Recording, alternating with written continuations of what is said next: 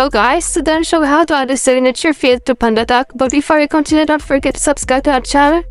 So let's head over to PandaDoc of sidebar. After you successfully logged in, head over to documents and click plus button to create your document. Add your document here, click over.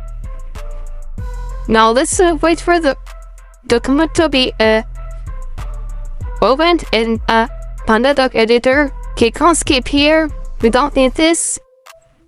Now after the document is successfully added, you see here on the right sidebar, that is your signature field. Just drag and drop it to add your signature. Whatever you want on the page, so it is my signature. For example, this is my name, click accept and sign, and here it is. Our signature is successfully added to PandaDoc here. So this is pretty much it, guys. If you found this video helpful, don't forget to like, subscribe, and leave a comment.